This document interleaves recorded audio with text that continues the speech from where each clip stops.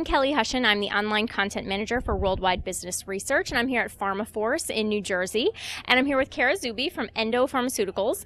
And she just sat in on a panel discussion where we talked about different kinds of integrated marketing, customer-centric marketing, that sort of thing. And I just wanted to kind of grab you for a few minutes just to talk about that a little bit, ask you a few quick questions. So if you don't mind, if you want to just kind of talk about the department that you guys have formed at Endo and kind of why that has evolved into what it is and what this customer marketing is all about. Sure, definitely. I think the biggest trend that, quite honestly, the entire industry is really looking at is a change in how physician as a customer group want to engage with the industry. And the pharmaceutical market industry has been very beneficial in terms of reaping the rewards of having a lot of access to physicians. People are very interested in products, but that is evolving and changing through healthcare reform, through physicians just getting busier and busier. So the reason why Endo's decided to start this team around customer-centric marketing is because we realize that it's going to be important that we find a way to make ourselves relevant to the customer, aka the physician in this particular example. And there needs to be a dedicated group that's focused on that. Your brand marketers are always going to be your brand marketers. They're focused on the strategy of the brand, the logistics of that brand, and how to really make that brand shine. That's a different role and function, however, than finding the best way to take that brand strategy and then make it relevant in the customer's perspective based on everything else that they're having to deal with. So that's why it's kind of two different functions, but collaborative functions.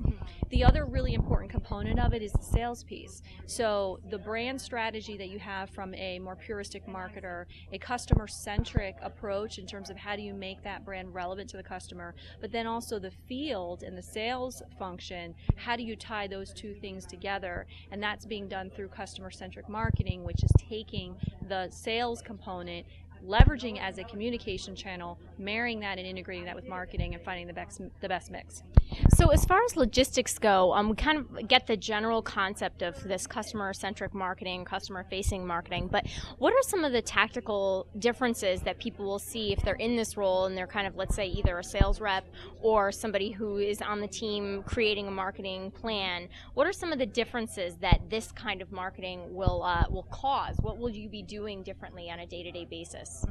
I think the best way to describe it is to kind of boil it down to some words. So if you look at a more traditional brand marketer or brand lead, that is the role that's determining the what. What are you trying to sell? Why are you trying to sell it? Customer-centric marketing is the how.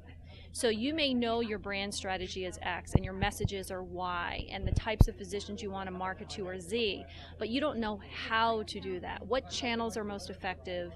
How can you reach those customers? What's the right target for each channel? That's really what the customer-centric marketing function fills, as well as looping in the information that we gather through what the field is doing and integrating that with what a marketing function does. So that's really the difference. I would say the brand marketing is the what and the customer-centric marketing is the how.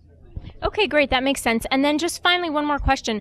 In the seminar, in the panel discussion, we had a lot of feedback. A lot of the audience was kind of chiming in and interested to talk about this. What are some of the big things that you see people being most interested in, or kind of challenges that people are having, or big questions? What were kind of the talking points of the panel, if you can go over those?